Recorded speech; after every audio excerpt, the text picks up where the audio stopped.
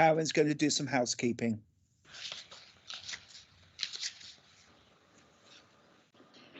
Thank you, Chair. Yes, welcome members to the committee meeting, Corporate Performance and Resources. Can I just mention some housekeeping issues before we commence business of the agenda? First of all, can I let everyone know that this meeting is being live streamed and will be recorded for archive purposes. Except for the members of the committee who wish to remain on screen throughout the meeting, would all present switch their microphones and cameras off until they're called by the chair to speak? Should you wish to speak, would you please raise your hand by using the raise your hand function in Teams? The chair would ask, please, if you would limit the use of the chat function so that all debate is discussed in the meeting so that the public can be fully apprised of the comments that are being made. However, if the raise your hand function or audio functions do not work for any reason, please obviously try and let us know as soon as you can and use that chat function to do that if your functions are not working.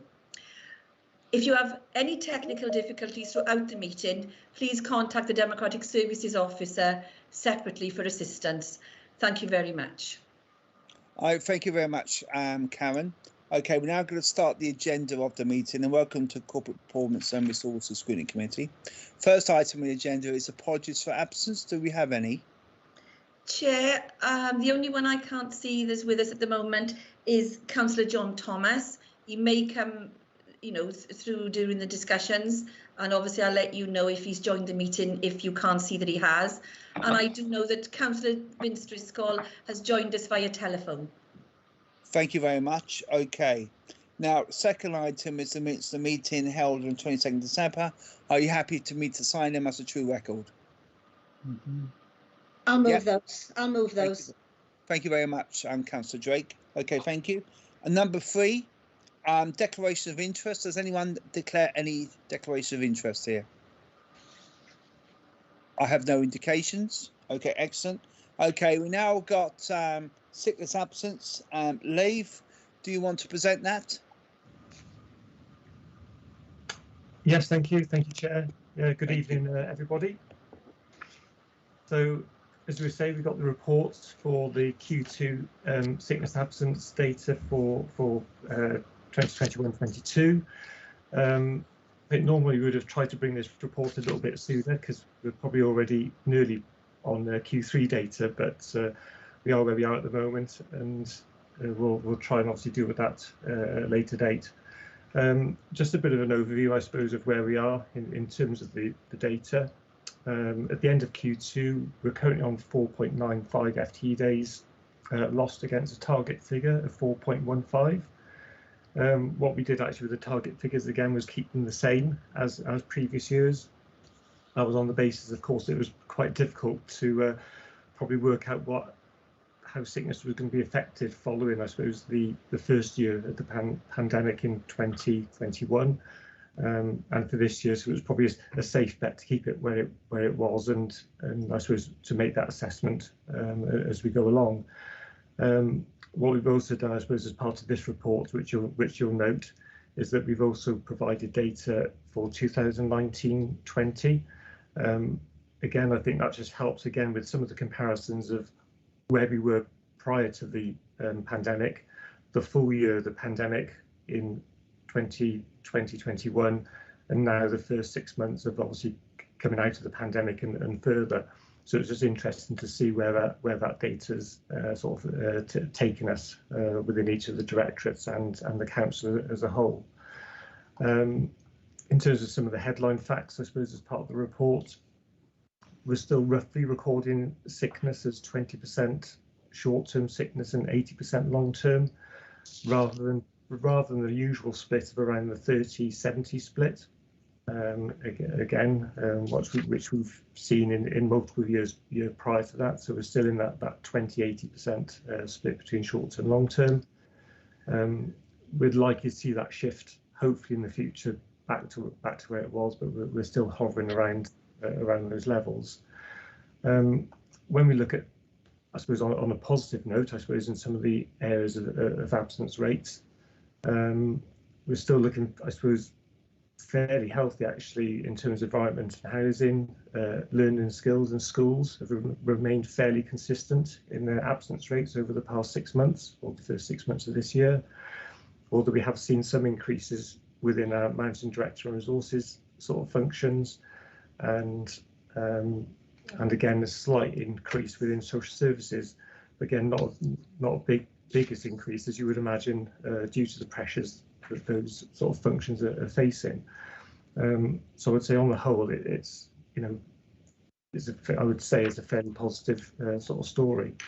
If we go back on the social services bit, we've done a lot of work with those teams over the past, I suppose, almost 2 years now, to try and support them through the pandemic in terms of our sort of support for them, and actually including some I suppose pay enhancements that they've all received, either through the Welsh Government through their initial £500 COVID payment, followed by the wider social services payment for the £735 payment, which was again paid to all social services, as well as some other groups of staff within the council, even in some of our housing and homelessness teams have the payment as well. So again, that's helped, I think, within those areas.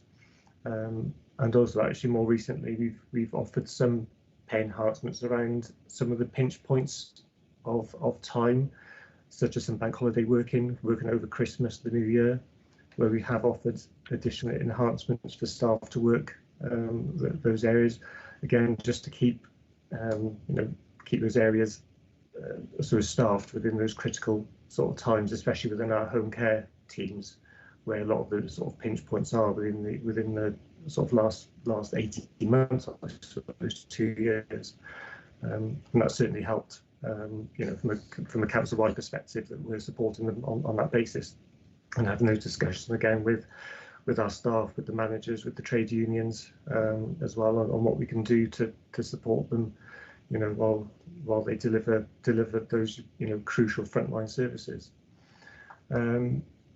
Just again, I don't want to go through too much of the report because again there's a lot of data to take in, as you can imagine. What you may see, if I go to paragraph 4.10, where there's a lot of data that we've actually provided, as I said, data from 2019, 20 and 21, just again get that comparison over a 3-year period, just to highlight actually where we are, and actually just clarify the tables actually, because it may seem a little bit confusing, because what you need to do is look at those tables almost separately under the different columns, so looking at short term, long term and total a little bit separately.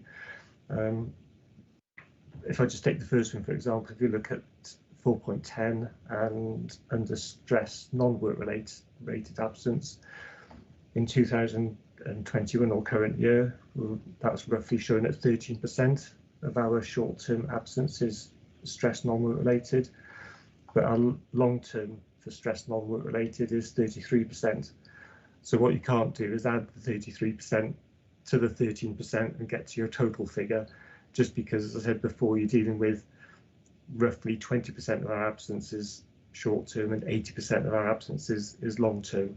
So from a statistician's point of view, just be wary about adding and taking away some of those sort of percentage of data. But what we have done is sort of highlight, really, I suppose, in order of the total absences that we know: stress non-work related, musculoskeletal stress work related operations are generally, again, our top sort of 3-4 absences within the authority, and that generally hasn't changed. Although you will see from the stress non-work related, that figure has increased over the past past 3 years. Again, there's probably no surprise on why that's happened. What we've also done then is almost take that council-wide sort of data and then giving you the top 5 absence reasons for each of the directorates, from environment and housing, to obviously learning skills, managing director resources, social services and schools. So again, there's a lot of data there. I just want to sort of go through each line, because we don't want to be here all night looking at that either. We've updated the paragraph that we've done on age-related sort of absence, and some information about the impact of COVID as well that we've been through. So to be honest, it's probably easier really to open the room up if anyone's got any questions, and we can hopefully deal with some of those now.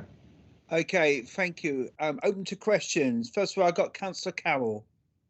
Thank you, Chair. It's not necessarily in relation to this report, actually. It's because I appreciate we're dealing with things retrospectively. It was just a question as to the impacts that the Omicron wave is having on staffing levels, because I would imagine it's caused significant pressures.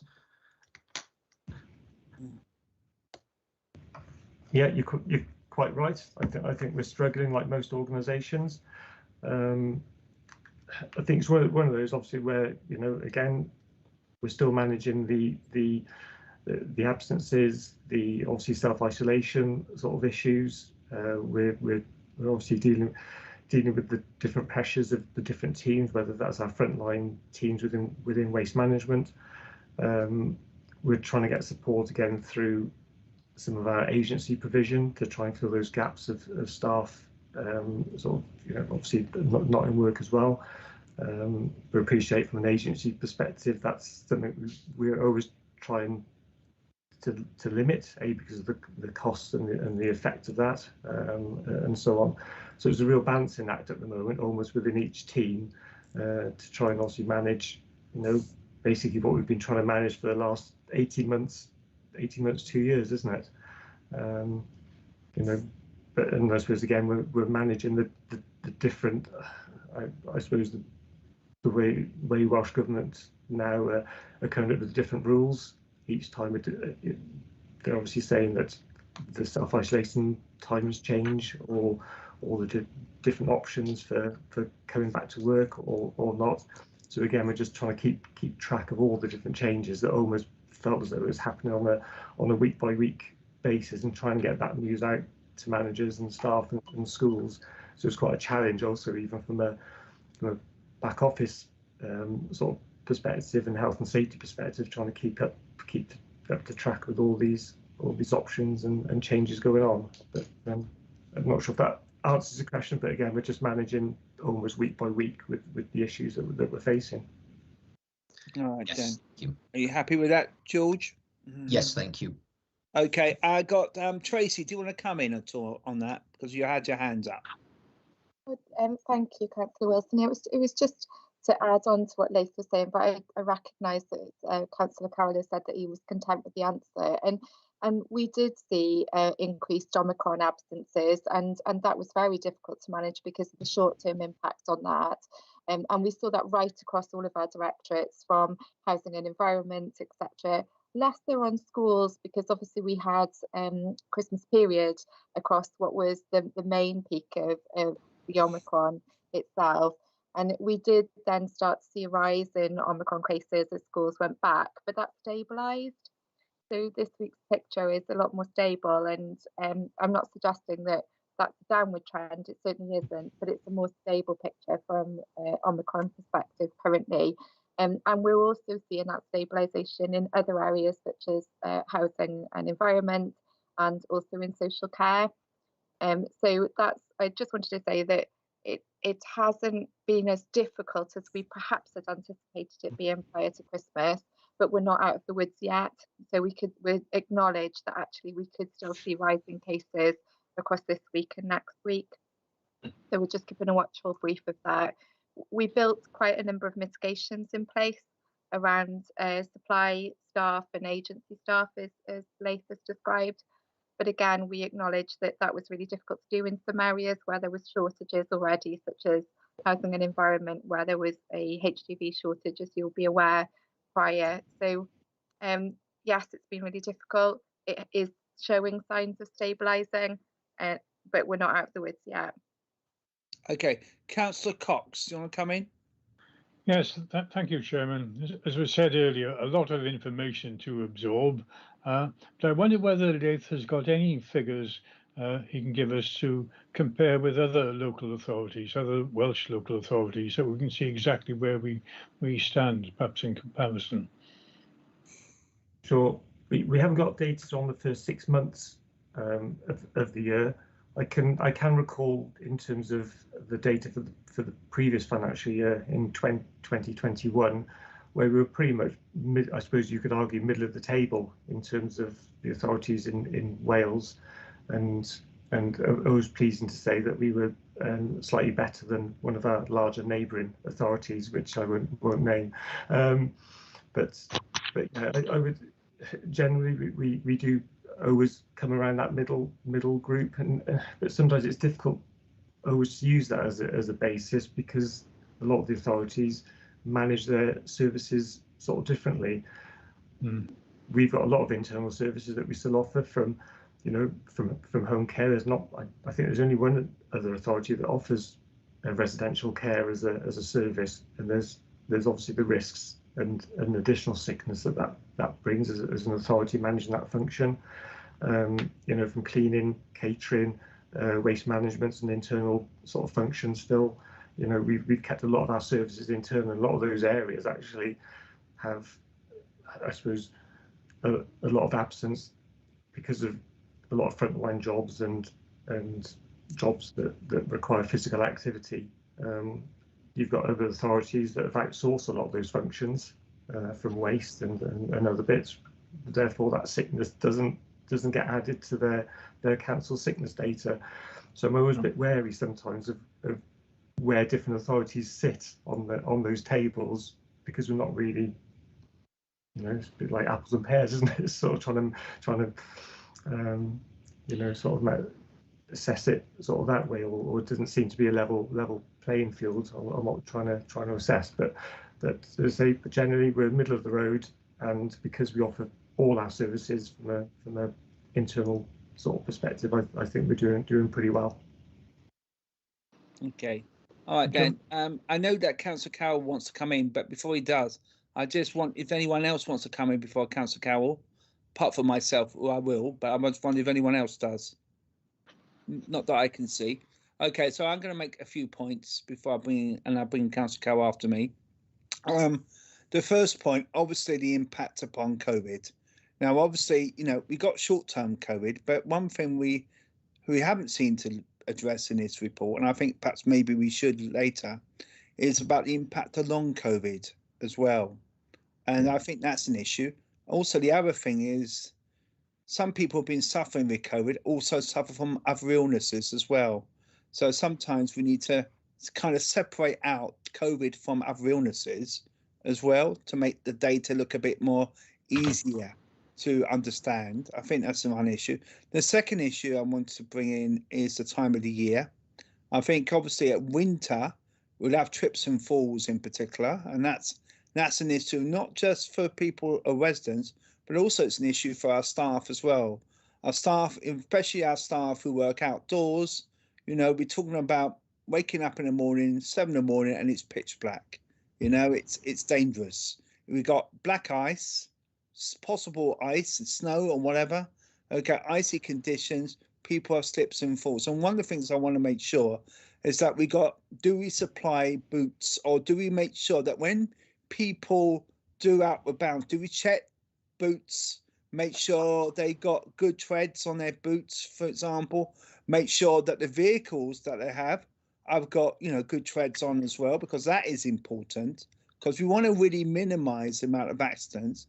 And also, as we know, a lot of them are collecting Christmas trees at the moment. One of the issues I think with that, of course, is that Christmas trees can be quite heavy, they can be quite unwieldy. There's lots of opportunity to have accidents with Christmas tree. What we've got to make sure we've got adequate staffing.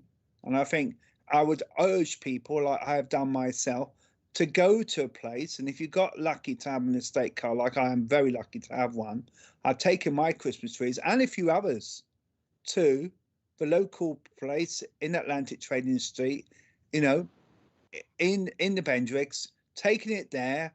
And I urge you all to do that if you haven't done so already.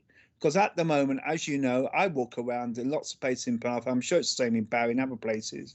And you're walking around Christmas trees, because some of them are in the roads, some of them on the paths, and it's a bit of a nuisance, to be quite honest. And we need to be thoughtful of our workers, and that's the point I like to make. Okay, so George, do you want to come in? Yes, thank you, Chair. I was just wondering, Laith, if we could touch on MD and resources. The reason for that is I can see that we, in the last quarter or half year actually, the target was 2.23 days lost, and we're over double that. Now, I compare to schools where we're pretty much on target. I look at social services where we exceeded it, an environment in housing. But the striking one is that we were far further off the target in MD and resources than other service areas where at face value, I would expect COVID to have more of an impact, i.e. if you're a teacher in a school, you can't go in and teach the class if you're isolating, regardless of how serious your illness is. The same with sort of a social worker can't go around and do face-to-face visits. Bin men, people in the environment team, engineers, they can't do that either. So I was asking really whether any analysis had been done to explain why MD and resources, which I would imagine, and please correct me if I'm wrong, would have a far greater proportion of people doing work that could be done remotely in it than some of those other service areas. So it was just a question as to why you think that disparity may be. Is it that the target perhaps was wrong in the first place and that needs to be assessed, or is there another underlying reason on that? Yeah, thank you, Councillor Carroll. I've had actually spotted the same as you, and actually my initial assessment, and actually it was a tricky one when you're dealing with areas with few full-time equivalent staff numbers. So actually within the managing director and resources, I would say that the three biggest areas of increase of absence was actually within the HR function, was within finance, and within the policy and business transformation team. But actually within the policy and business transformation team, we've got our C1V colleagues, and I appreciate again, there was higher absence within that team than others. I can say actually, even from a HR perspective, we did have someone that actually had broken their leg. So, and not a lot you can do about that sometimes. And when you're only dealing with 40 odd full-time equivalent staff, and you get one person with a long-term absence, your sickness figures almost get skewed without even trying. So that's probably an area within there. Within finance, and you probably need to look at some of that data a bit more clear. But I think the issue with that is we're dealing with smaller staff numbers, and you literally get one or two long-term absences, and your figures are skewed almost for the rest of the year, and it's very difficult to pull that back. But what we will do, we will look at that obviously internally. Obviously closely, and we manage obviously a lot of our long-term absence cases with the support of our business partners and our trade unions, sort of NA to manage those increases. Thank you. Okay, I haven't got anyone else indicating. Tracy, do you want to briefly come in, please? Thank you, Councillor Wilson. I hope you don't mind. I just wanted to give a bit of a quick update on what we're doing around wellbeing very, very quickly, because okay. I think it's really closely connected with our absence, and I just wanted to give an indication of what we are doing to try to stabilise our absence figures and look after our employees moving forward, because it's so important. So just on the point that you make around long COVID, we have been very fortunate to date that we haven't been as impacted by that. We've got very small numbers, and we are working with our trade unions to look at how we can support those individuals moving forward, and we will continue to do so.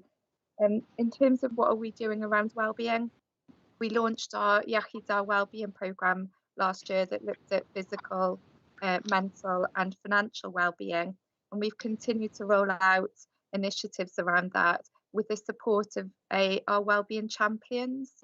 who are incredibly active in this space.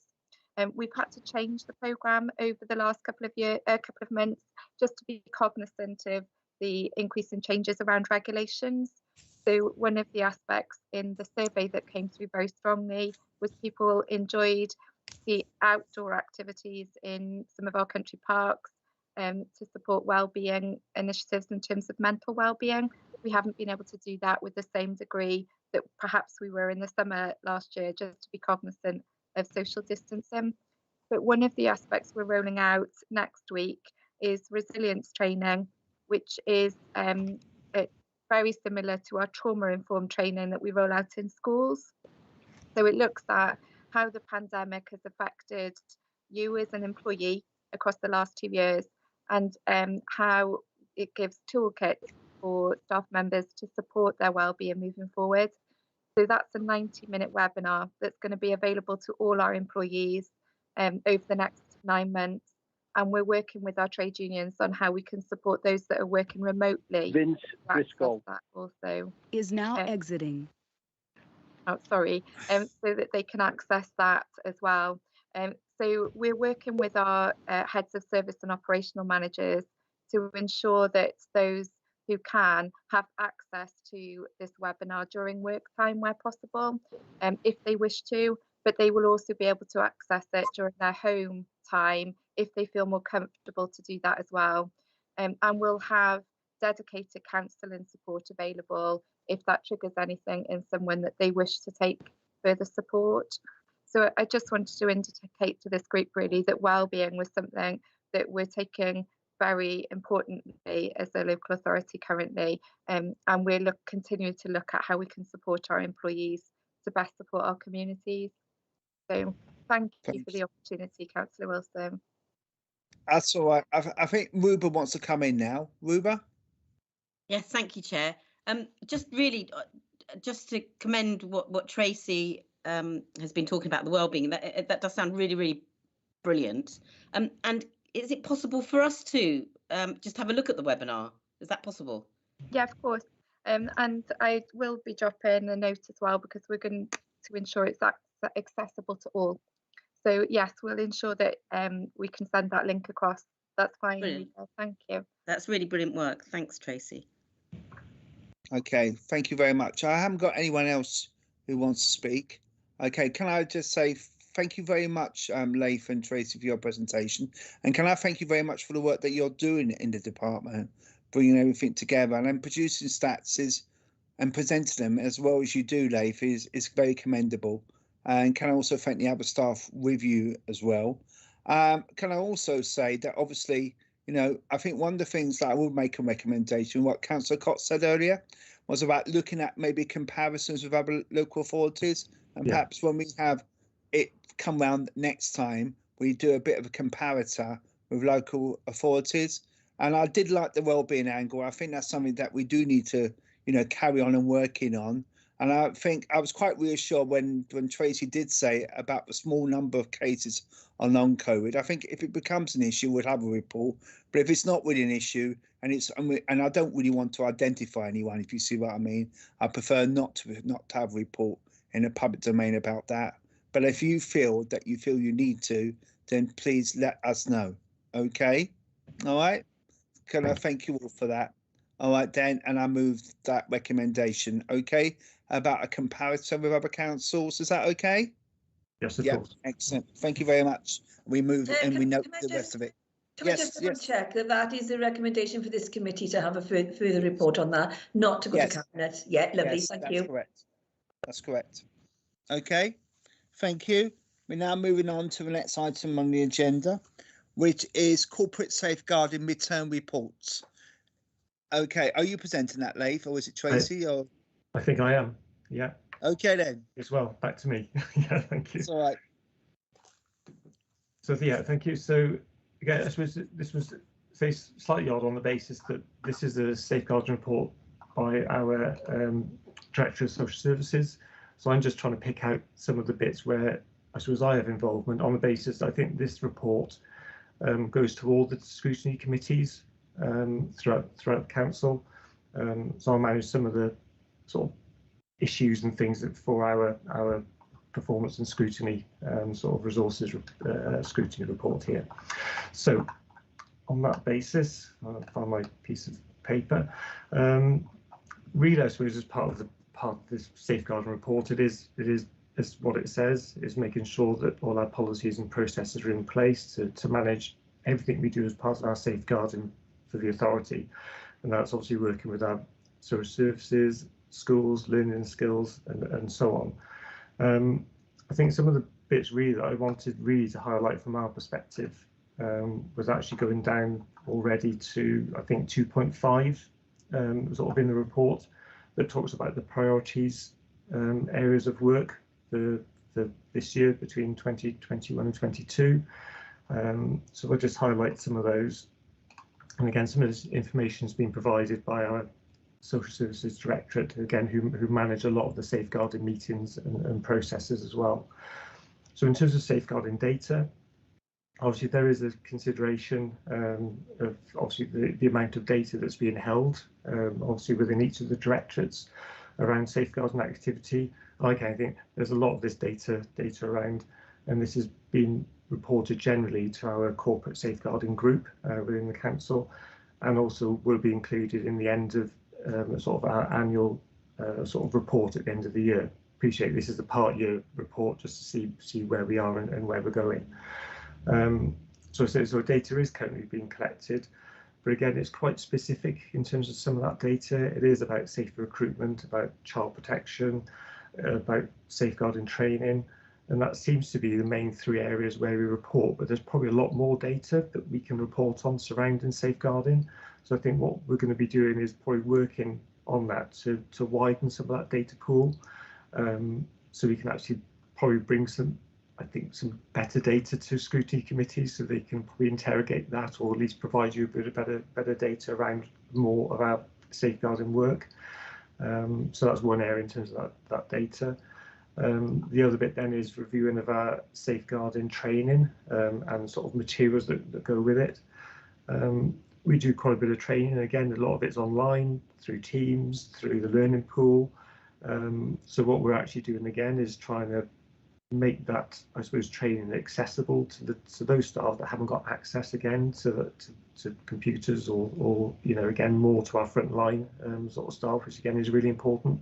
And we've spoken to that a lot, I suppose, about what we do in the authority, to making sure that training is accessible to the staff that haven't got that IT equipment or easily accessible sort of IT sort of systems. So we're just looking at our training and see how we can roll that out. Again, some of that's been limited because we haven't been able to go out face to face on some of these activities, but hopefully as things start to lift sort of with COVID, we can start going back out again and managing those processes and speaking with our staff face to face again. What we've also done, I think we did some updated safeguarding training to our learning and skills sort of teams. Again, that doesn't need to be sort of updated because I think that's pretty much up to date as best we can. But again, we're just looking how we can support those other teams that we need to look at that training that haven't got access to IT.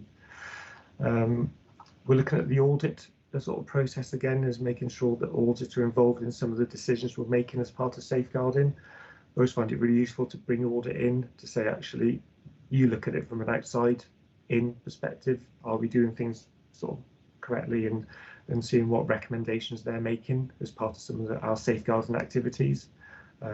So audit will bring that as part of their work programme to manage some of those safeguarding work. And again, if there's any things that come up that needs to be addressed through audit, we can obviously advise scrutiny meetings what that looks like. There's also obviously that's activity that's undertaken by the regional safeguarding sort of board as well, where some of this sort of work obviously feeds into. And then also we're looking at an annual self-assessment model to try and gain some assurances as well, to make sure we're managing our risks relating to safeguarding as well throughout the authority. I just wanted to point out, as part of the report, if you actually scroll right to the end, it mentions a link to a report for November 2020, I think. I think that's probably an error. I think in the report, I think it probably should have. I think we're the only scrutiny, or I was the only scrutiny meeting to notice that was potentially an error, which I haven't long done. So I just want to apologise that that's gone through this process. So we'll try and get that corrected, or at least recirculate, I think, the most recent report.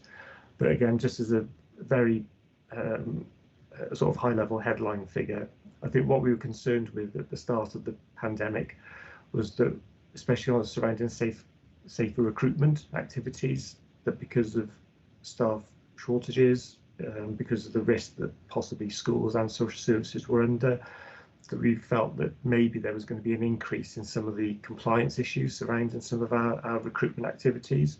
But actually, I'm pleased to say that during 2020-21, which again was just obviously the full year of the start of the pandemic, we were still hitting 98% compliance for our activities for safe recruitment, to make sure staff were superly checked and had all the references and everything checked as part of their sort of starting process. So again, just a very small handful of non-compliance sort of cases sort of in that as well, and making sure that where staff again did start without maybe the full references in place, that we did appropriate risk assessments sort of that happened as well. So just make you aware that, again, even though we may not have the data right in front of you, which we can share at a later date, compliance was still at 98%, which again we're really impressed with again, and again thank the support that we've had from mainly our schools and our social services teams to manage those processes in quite difficult circumstances. So again, I think that's probably enough for me, I suppose, in terms of that report, and happy to take any questions. Open to any member who wants to ask any questions. Got no indication. Okay, can I thank you very much for that? Okay, thank you. And move that we note. Okay, and we're moving on to the next item on the agenda, which is revenue monitoring. I think it might be Caroline. Thank you, Chair. So the report is the revenue monitoring to the end of November. The report starts by outlining the position regarding the hardship grant claim to Welsh Government, and as at the November, we had claimed just under £9 million. It should be noted, as I say, there are some changes in the figures or the things that we can actually claim, and the social services top up for residential care and voids is tapering off between now and the end of the year. And as at November, we could only claim 62.5% of the figures we had previously for voids, and it's down to 70% for the £50 a week temporary uplift for residential. Just to say, the loss of income claim, we can also claim that from Welsh Government this year, and the Q3 claim will be submitted next week. With regard to the financial position, we have very little change from what we reported just before Christmas. So learning and skills, we are now showing as a break-even position. There's a slight change, I think, on social services. So it's showing a £2.6 million use of reserve. The £4 million underspend on policy was previously agreed in November that would be transferred to the general fund, and use would be considered as part of the final budget setting process. And again, savings, we're still showing a shortfall on the £500,000 savings that was set for this year. So I suppose one of the other things that may happen between now and the end of the year is that we may receive grants from Welsh Government. I'm not sure if it'll be to the extent last year or the level, but that's just sort of a possibility. Just wanted to flag that up with members. So I think that's sort of a general summary of the report. I'm happy to take questions. Okay, thank you very much.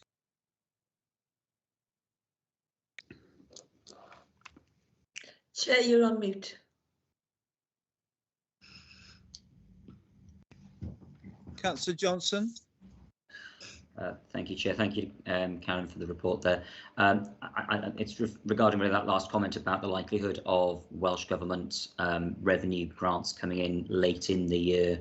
I was wondering if there's any indication yet, given the last quarter, and particularly whether or not there's pressure being put with regards to those issues which are Wales-wide, which are the social services issues, perhaps more so than those which are locally based. Yeah, I think we have just recently had some education grants coming in, so they have sort of we have sort of had some coming in, but it's at a very low level at the moment.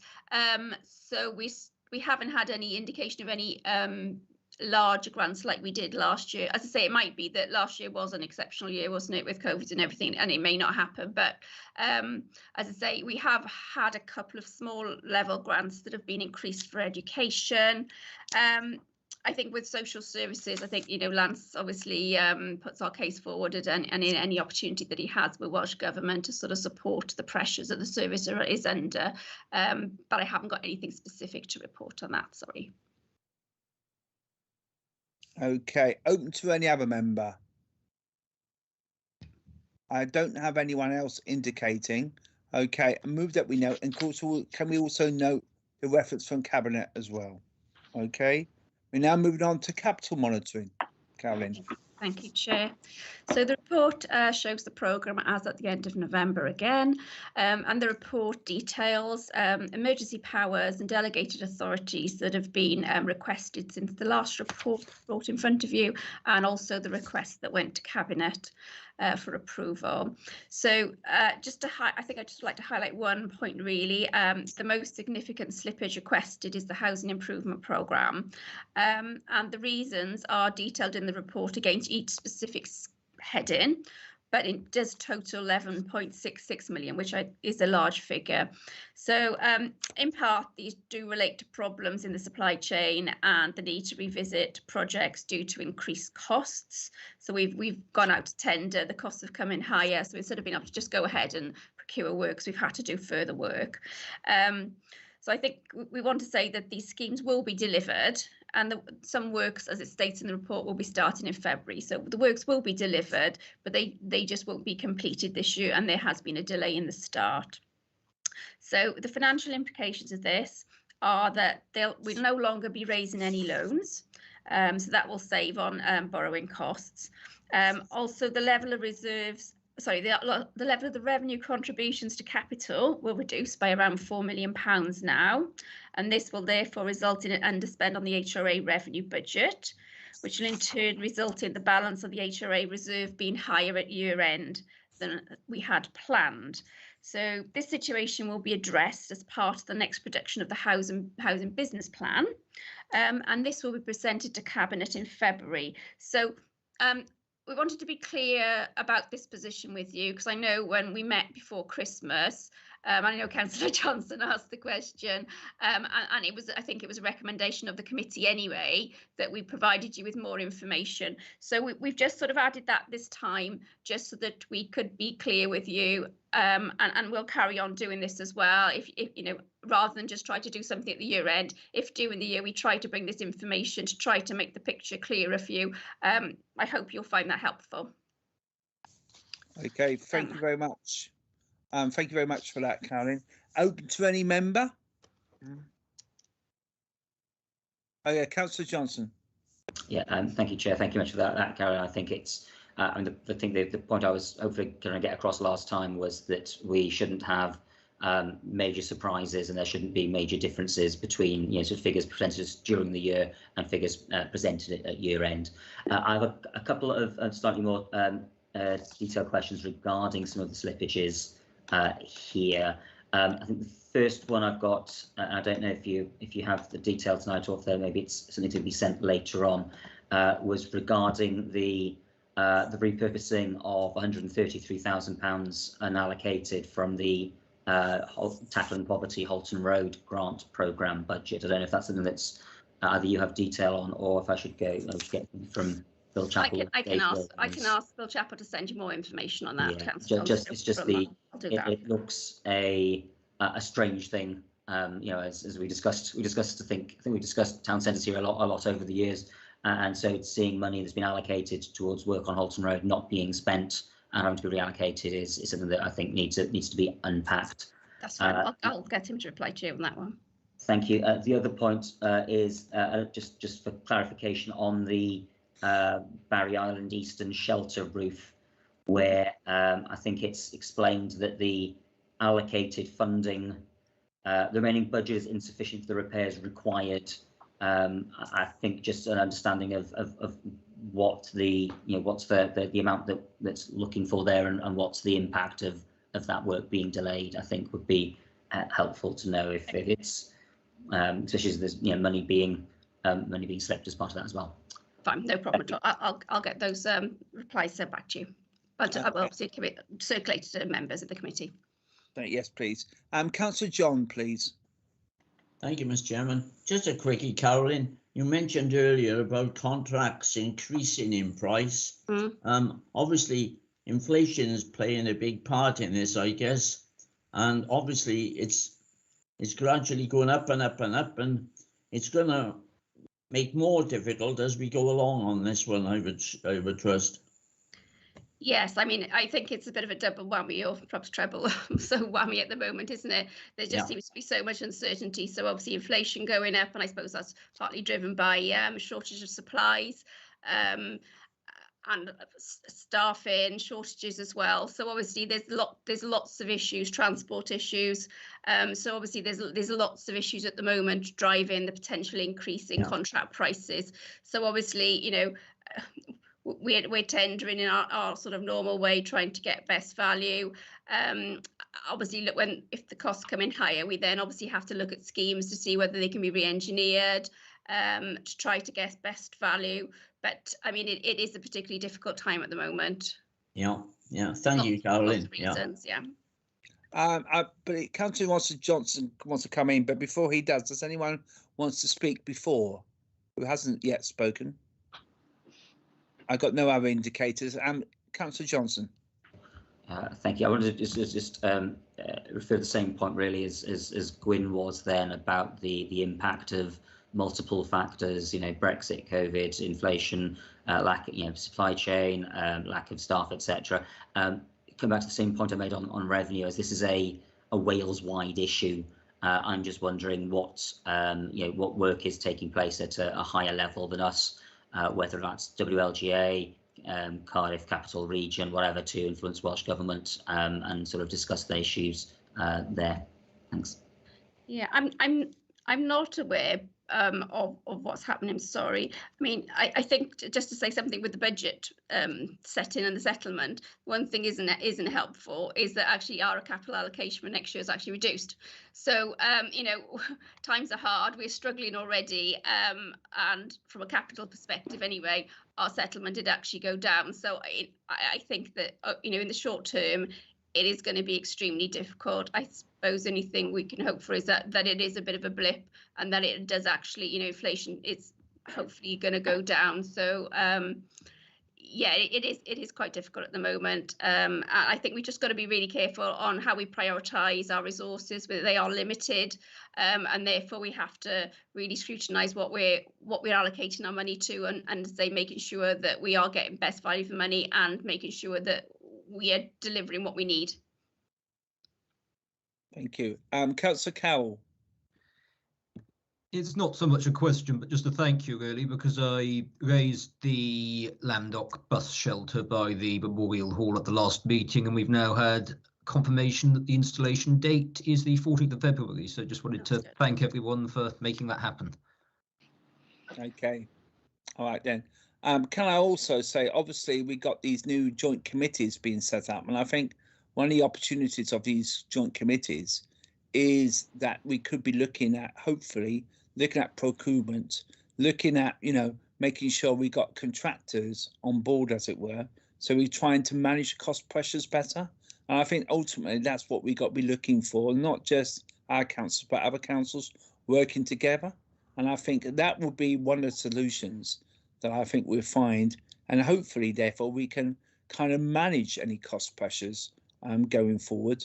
and we have a longer term, because I think an awful lot of these are supply issues. Certainly, I talking to some contractors that I know, building materials are going up exorbitantly, but we need to find out how we can manage this better, as a country as well, not just as a local authority.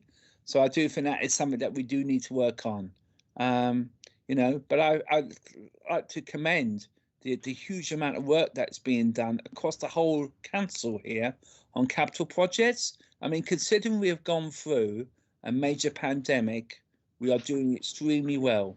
All right, and I would like that to be noted onto the minutes, because I do think that is important, and I'm sure all the committee would like to echo that same feeling as well.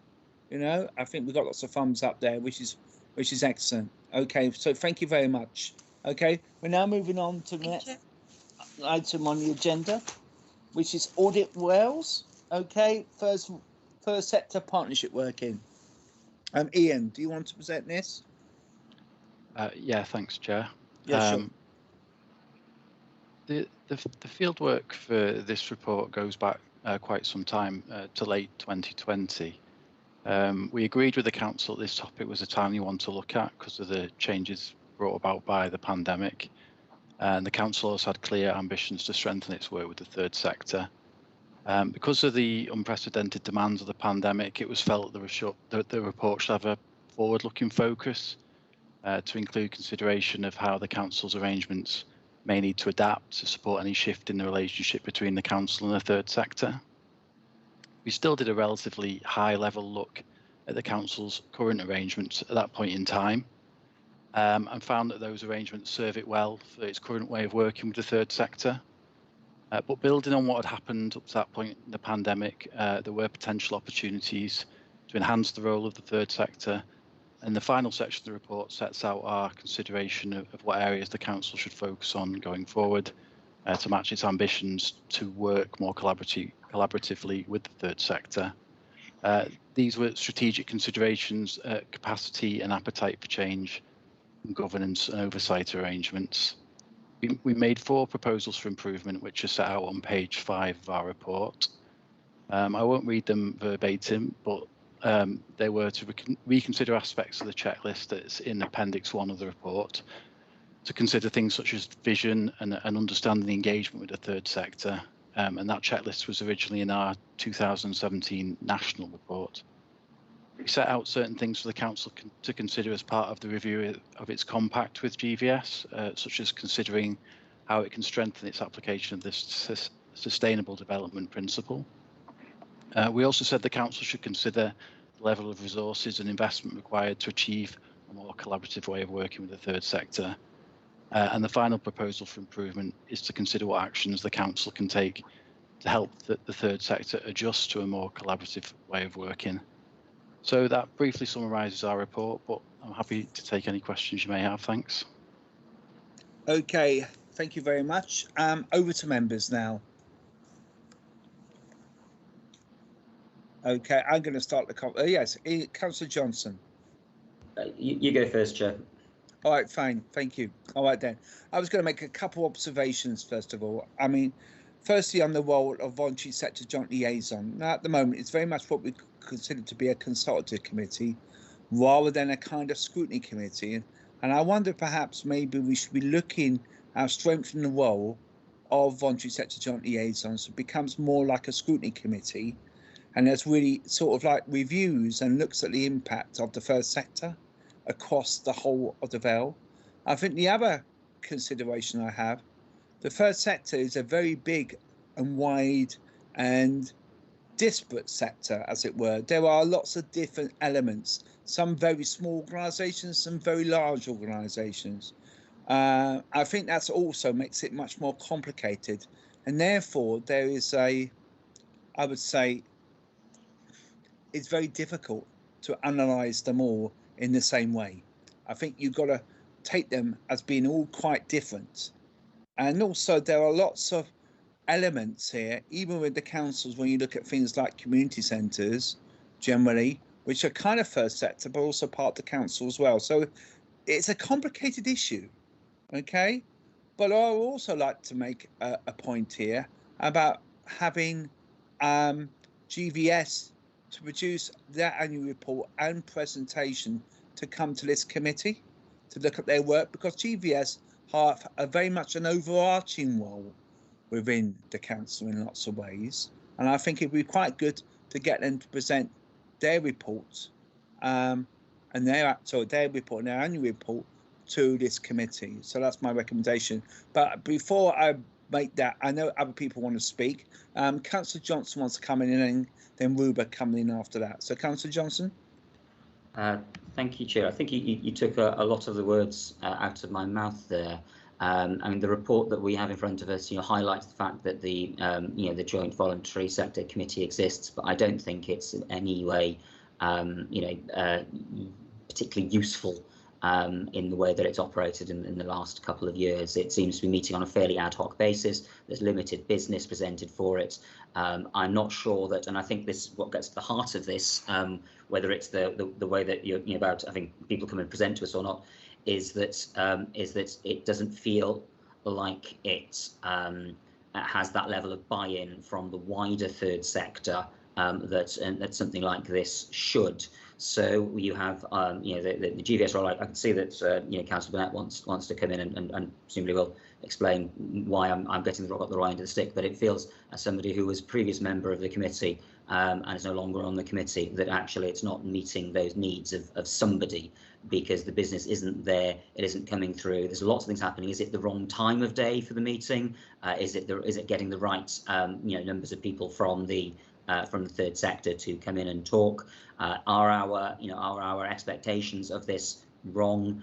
What is really the way that we should manage our relationship with the third sector as equal stakeholders rather than for the benefit of the council? So I think this report, and similarly the sort of as the chair says, the sheer variety and difference and perhaps indifference of those organisations in dealing with us. There's lots of different things. I think it would be helpful, for a better handle of what GVS as our CVC, is actually doing, on more generally. So I'm happy to second, sort of that suggestion of, of a report coming to this committee, so that there's a wider understanding of this within the council, but also I do think that we need a wider discussion, and I'm happy to be, part of that, about what the Joint Voluntary Committee is doing, because it often feels like it's being cancelled because there's not enough business or not enough relevance. And I think that needs to be understood as to why that is, and therefore how we can work better to understand exactly what the third sector wants as well, and not just what we want, because it's not about us. Okay, I'm just going to ask Councillor Burnett, do you want to come in now, or do you want to come in after Ruba? That's entirely up to you. Actually, Chair, with Ruba's permission, I would like to, because I actually have another meeting at 7. That's okay, I understand. Yeah, of course. I absolutely agree with Councillor Johnson's views. I think the third sector is so crucially important to our, to what we're trying to deliver for the Vale of Glamorgan, and I would really welcome that. But I do think we have to say that the third sector have been under just as much pressure as us over the last couple of years, and I think that some of it is there's a willingness, but actually the capacity is not there. So I would hope that whichever flavour the new administration is, that they will grasp working with the third sector. But what I would actually say, and everyone knows that I'm absolutely passionate about it, that actually social enterprise is something that this council has grasped, and that if we actually look at the outcomes of Big Fresh, which is run along social enterprise principles, if we look at the outcomes, we wouldn't have been able to save the pavilion if we hadn't adopted social enterprise principles in that. And if we look at what we're trying to do with Art Central, in actually looking at using third sector principles, profit with a purpose, and actually keeping sort of private profit out of public services, I suppose, if you want to use type jargon. But I think that there is some real learning there in terms of embracing social enterprise. So when we talk third sector, we normally talk voluntary sector. Actually, third sector is a spectrum that goes right across voluntary sector and up into social enterprise. And in fact, some of our voluntary sector colleagues also are trying to develop those social enterprise skills. So that's all I want to say, but I am totally with you in terms of working much more collectively and very objectively with the third sector, because I think we're all on the same page there. And on that note, it's 7 o'clock and I need to be somewhere else. So thank you so much, Chair. And okay. That's okay, no problem. I'll leave with your permission. Thank you. Okay, thank you.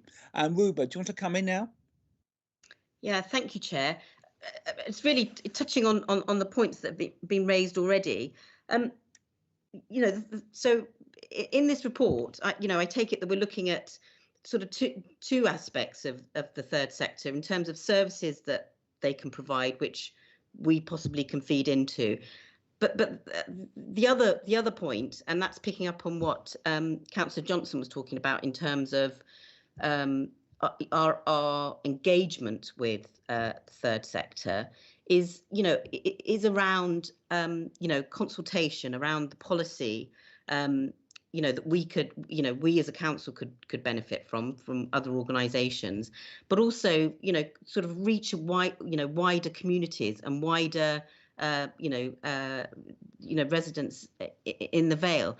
And I know that Tom's here, so Tom can probably talk more about this. But certainly on the Equalities Committee, we do have difficulties in getting some of the bigger organisations to attend, and that could that I'm sure that is a capacity issue. But I think it is also an issue about really setting out what we want to get from our relationship with the third sector. And I think I can see we've set out lots of sort of aspirations, if you like, but I suppose what would be more useful for me as somebody who has I've spent sort of a lot of my working life in the third sector would be sort of a plan in terms of what are we hoping to achieve. And in order to set that plan up, we obviously need to be able to talk to lots of those organisations. So and I know I've banged on about this, certainly to Tom, we really do need to find a more successful way of consulting and engaging with those organisations, those communities. And I'm afraid that does involve resource, and that does mean if we really do want to reach all our communities, and going through the third sector and the voluntary sector is one way of reaching those communities, then we really do have to put some resources into it. Thanks. Okay. Do you want to come in, Tom? If that's okay, Chair. Yeah, sure, yeah. Thank you. Thanks very much, and thank you to committee members for those comments. I think they're consistent with the council's response, which we've also set out within the report, and I suppose the overall approach to how we want to take this work forward, which is what we're proposing to your committee this evening, is very much along those lines of recognising that when we say third sector, it means very, very different things, from very big not-for-private profit organisations that we, as Ruba was talking about, may commission services from, right the way down to smaller community groups, and that might be communities of geography or of interest. And actually, the way that we want to engage with those organisations will be different, but there should be some shared understanding, and there should be shared respect and understanding of what we're trying to deliver. So what we're proposing to do is to spend some time now doing that piece of engagement work with the third sector, and also with colleagues across the organisation as well, so that we can explore what does the relationship need to look like, and how can we work collectively to achieve the outcomes that we're seeking. And I think that means reviewing a number of different things. So certainly the role of the Voluntary Sector Joint Liaison Committee, looking at the purpose of the committee and the way that business is brought there. It definitely means picking up on how we engage with different community groups. The forthcoming public participation strategy will contain some information around how we're seeking to improve engagement, but it is really it's really important that we consider that as well. The report also does respond to the proposal for improvement around looking at resourcing, so the capacity both within the council, but importantly within the third sector, and reflecting that within our medium-term financial plan. So the proposal is that we'll consult and engage now over a period of some months via a task and finish group, definitely involving this committee, the Voluntary Sector Joint Liaison Committee. GVS have got a very strong role to play in this work. I think the Public Services Board has also got an influence here, because quite often other public sector bodies are working with the third sector, and GVS are an important member of the PSB as well. And we've also had some initial conversations with the Future Generations Commissioner's Office. They've got some specific resource which is experienced in this area, and I think they could provide some challenge that would help us to challenge ourselves throughout this piece of work, so that we can make sure that the Sustainable Development Principle very much is at the heart of what we're trying to achieve. So there is a commitment within the draft annual delivery plan, which your committee chair will see next month, to progress this work as part of a wider commitment to working with the third sector. We have also started work with GVS to review the compact between the council and GVS, and I think that will provide a mechanism as well for progressing this piece of work. So that's just an overview of the approach that we're proposing to take, Chair. Thank you. Okay, Councillor Johnson, do you want to come back? Yes, thank you, Chair, and thank you, Tom. I just really wanted to just pick up on the I think it's paragraph 2.11 in your report about the the engagement with a third party, and sort of the I think that's the sort of is the appropriate way forward. I mean, the problem is, I think, determining the scope for work with the third sector, because it is so vast and of such varying scales. Just a couple of very quick points, that do strike me beyond what I've already said, which is that obviously Voluntary Services are our county voluntary, whatever the C stands for, our CVC. That means that they should, theoretically, they should be the organisation that responds on behalf of the hundreds of organisations which they represent as members. That also has a I don't know if Ian has any comments this from an Audit Wales perspective, but that also has a single point of failure sort of element to it as well, because if they don't do their job as well as they could, then those organisations are not being represented and those thoughts are not coming through to us. So I think there's a sort of, it is important, as Councillor Wilson has already said, for us to have their report come here as well as going to the Joint Liaison Committee, so it gets a bit of a bigger buy-in, sort of across the council, and a better understanding of what's being done, by our partners and in our name, especially as we're also responsible for the PSB side here. The other is the understanding, I think, is probably required of what is statutorily required of us. I mean, it's a couple of years now, but I'm sure I remember the Sustainable Services Act a couple of years ago being talked about how we should be promoting work with the third sector, how we should be promoting engagement, and how that's actually being done and is different in different sectors. The health and social care sector is a different place than, I don't know, than the arts sector, or the sort of sporting organisations, which are also part of the third sector. So understanding these not from a sectoral perspective, understanding these from from what we want to do. There's a vast difference in the income and the organisational capacity of these organisations to deliver things, and I think that hopefully the task and finish group that we set up, whenever that's set up, will flesh some of that out, as well as picking up on the best practice that you've already referred to from the Future Generations Commission, and hopefully audit wells as well. Thanks, Chair.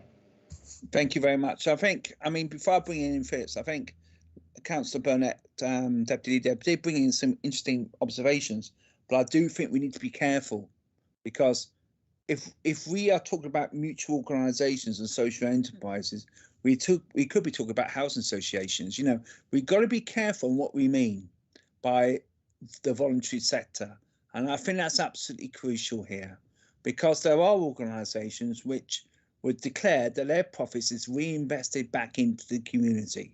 All right, there are organisations which clearly have shareholders, and that's clearly private sector. But I think when we start talking about the third sector, you know, it is a big area, and we've got to be very careful in how we define it. All right, very careful indeed. Otherwise, we're going to end up not getting anywhere, really, and that's very, very important.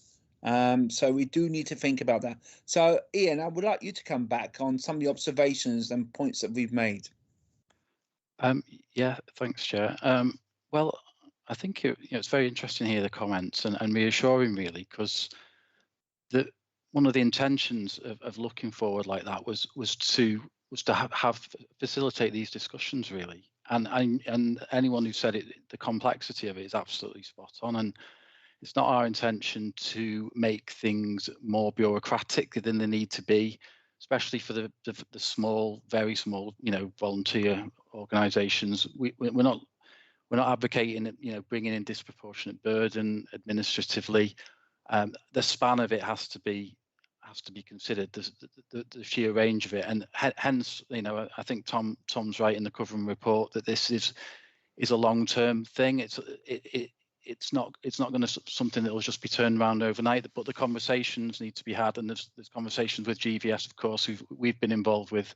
Tom and I have spoke about this for a long time now, and Rachel has been involved in a lot of those discussions. There's also, as Councillor Johnson pointed out, it's wider than just the bodies that sit under GVS as well. So, yeah, I mean, I don't think there is a quick fix, but I think facilitating the conversation itself is healthy. The aspirations, which are clearly set out really in various strategies, the recovery strategy, and the council had it anyway in the reshaping services, but to actually achieve that or go on the path to achieving that, it does take a lot of work and a lot of conversations. So it's reassuring that a lot of the comments made were very pertinent. I think things like the committee, I think how the conversation goes and what the appetite is for change, that should reflect in you know, a tweaked remit of the VGS Voluntary Sector Joint Liaison Committee. I think those comments I would agree. But it doesn't need change for change's sake. It depends on what you want as a council that committee to do, above all else. But yeah, I think you know, one of the intentions, as I say, was to stimulate this discussion. So it's reassuring to hear that. Thanks. Okay. I mean, obviously, I think our comments should be passed on to Voluntary Sector Joint Liaison Committee for their consideration. But I also like to make a recommendation. I know it's been endorsed by Councillor Johnson, is that we do bring GVS and their report to this committee, and we do get a presentation, probably from Rachel Connor or someone equivalent, to do so as well. And I'm happy to do that and try and do that as expedient as possible, given the fact we've got elections in May. So hopefully before May. If we can do that, that would be very helpful, I feel, under this council. Okay, are you happy to support those? And we're happy to support the recommendations made in the report as well, in addition. Okay, thank you very much. And thank you for your time, Ian. You're free to go if you want to. You can always stay for the final item. I might just stay, thank you. That's all right. Thank you very much. All right, we're moving on now to the final item, which is Royal Glamorgan Public Services Board. Thank you very much indeed, Chair. If it's okay with you, I'll introduce this item, but I'm joined by two of my colleagues, Helen Moses, who's the Council Strategy and Partnership Manager, and Lloyd Fisher, who's one of our Senior Policy Officers. So thank you for taking this item. With your permission, we've got a short slide deck that I hope might summarise the report for you. I don't know if, Lloyd, you're okay to project those slides, please.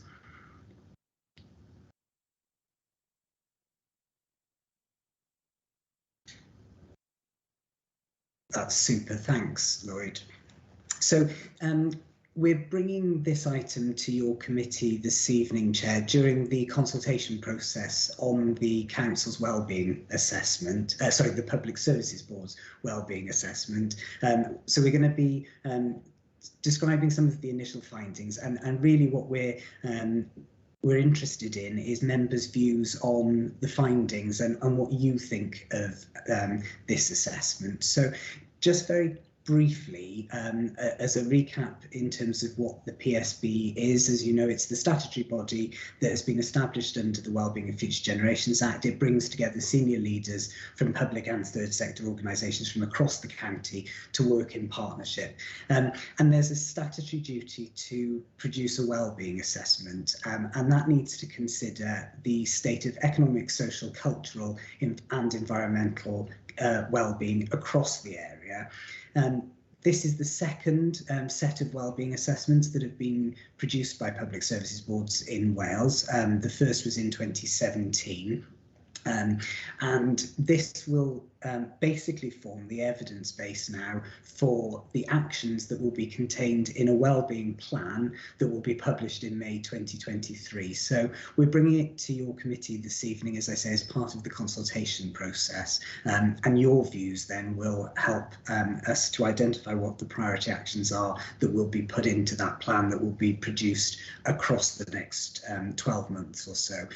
So if I can hand over to Helen, she'll just take us through a bit of the architecture of the assessment itself. Thanks, Tom. So to pick up on what we have to cover within the wellbeing assessment, and as it's a statutory requirement, there are certain things that we need to make sure that we do as part of this work. So we need to make sure that we are looking at, as Tom said, the economic, environmental, social and cultural well-being of the Vale, and that we're looking at it both as a Vale-wide piece, but also as part of individual communities as well. So as with the previous wellbeing assessment, we've looked at issues from a Barry perspective, a Western Vale and an Eastern Vale perspective, but also where possible, we've also gone much further into smaller areas, LSOAs within the Vale, to really sort of, I suppose, understand much more and develop more insight in terms of what the experience might be in certain parts of the Vale. And very much what we try to do is make kind of then the connections across these different aspects of wellbeing in order to form that assessment, building both on the strengths as well as some of the issues of needs and concerns within the assessment itself. We've got to make reference to a number of national indicators and their reference throughout the document, and also a range of different assessments as well. And we have to kind of develop that understanding of what's life like now, but also what it's going to be like in the future, and looking at that data and what it's telling us and what some of the future trends information is as well. So as Tom said, this is the second time that we've produced a wellbeing assessment. It's still a mammoth task, but we have used our learning from the previous assessment to help shape what we've done this time. So if I just kind of quickly give you a bit of an indication of the timetable. So we've been working on this now for a considerable length of time with our partners within the PSB, involving them as part of the development, asking them about the data that we should be using, what engagement information they already have, so that we're looking at information resources we've already got, as well as undertaking some new engagement as well. Once we had that draft pulled together, we had a workshop with our partners in November to make sure that everyone was happy with the story we were telling about the Vale, that it resonated across their organisations, in order for us to launch the consultation, which we launched last week. We've had to take some time, obviously, to translate all the information, and as you will have seen, it's a very comprehensive and detailed assessment. We also wanted to make sure that we'd completed the annual delivery plan consultation before we launched another consultation. So that's why it's running now from mid-January until the middle of February. We'll then undertake the revisions, looking at the feedback on that consultation, and then each of the partners will need to sign off that assessment. So we'll be bringing it to Cabinet before we actually get the final PSB sign off in April for publication. And then, as Tom says, work really then starts on the wellbeing plan. But as part of the engagement and consultation we're now doing on the draft assessment, that's giving us information that we can use to develop the plan itself. In terms then of the approach that we've taken, we've moved to a more digital resource in terms of being able to present the information, because we can provide much more detail, we can provide links to a whole range of different reports, and we can basically layer the assessment so people can engage with it at different elements really. So we've got a view of the Vale of Glamorgan which acts as a bit of an introduction and a conclusion in terms of the approach, but also what the key findings are. And then there are a number of themed reports because of the scale of what we have to do. And as Welsh Government say, this is the time where we have to look at absolutely everything. So then we know what to focus on in the plan. We've sort of chunked that up into different themed reports. So there's one on the population in terms of demographics, education, employment, health and community, and environment and transport. But we have made connections across those reports as well. And within each of those, as I say, we look at assets, we look at future trends, we look at the impact of COVID. We're making sure that we're embedding the Wellbeing and Future Generations Act in terms of how we're approaching this and how we're looking at the information. And we've also got a range of feedback in terms of engagement, both through the Let's Talk survey that we undertook and, as I said, other engagement that's taken place. So I say it has been quite a significant task, as we also look at a whole range of other assessments that we pulled together for this. But hopefully what we've managed to produce is something that captures a whole range of information at the Vale, and that will be a really useful and important resource for a range of organisations. I'm just going to hand over to Lloyd now, who's going to give you a little bit of more information about some of the findings through the survey that we undertook, and also some of the key findings to begin with. Thanks. Thanks, Helen. So to inform the wellbeing assessment, we undertook engagement through the Let's Talk campaign, with primary engagement through an online survey and through social media also. The survey was run between July and September 2021, and the findings have been, as Helen just mentioned, further supplemented by existing engagement that we were able to feed into the assessment, such as that undertaken by PSB partners, so by the Police and Crime Commissioner, and also council engagement campaigns such as that inform Project Zero. So these qualitative findings have been intertwined with our quantitative analysis to provide enhanced insight into people's wellbeing in the Vale. So we had a good response to the survey at 1,264 responses. The majority of those were aged 55 to 74, majority white, Welsh, Scottish, Northern Irish, British, and the majority owner-occupiers. So there's just some headline findings from the survey. 83% were either fairly or very satisfied with the Vale of Glamorgan as a place to live. 32% reported being lonely sometimes. 42% thought there had been an increase in crime and social behaviour in their area. 86% that they're fairly or very concerned about climate change, and 70% that climate change is already having an impact in their area. 22% reported a worsening of their financial circumstances in the last 12 months, and 17% reported having struggled to afford household bills. And of respondents who answered a question on the availability and affordability of food, 54% answered that they were having smaller meals or had skipped meals in the last 12 months. So this slide sets out an overview of the findings of the assessment, which brings together some of the key findings that we'll run through in a minute. So through the assessment, we found that for many in the wellbeing in the Vale of Glamorgan is good, against a number of key indicators with good education outcomes. Earnings are above the Welsh national average. People live in good health, are satisfied with where they live, and have access to high quality green and blue spaces. But we know that this experience is not consistent for everyone across the Vale of Glamorgan. For some, their wellbeing continues to be affected by experience of financial hardship, poorer health, higher rates of crime, and unequal exposure to environmental risk. While the coronavirus pandemic has had an impact on all lives in the Vale of Glamorgan, research data and people's shared experiences suggest that this impact has been experienced disproportionately by certain people, groups and communities within the Vale. It's placing increased pressure on all, in terms of economic, social, cultural, mental and physical well-being. But for those who are already struggling, it's increased that burden of poor well-being upon them. So it's most likely that climate and nature emergency will have the largest impact as we move forward in the Vale, and is likely to shape key aspects of our future well-being, not only our interaction with the natural environment, but the way the economy develops and how we think about how we deliver health and social care in Vale, and that people living in more rural communities experience greater difficulties in accessing services and transport, and as a result can feel more isolated.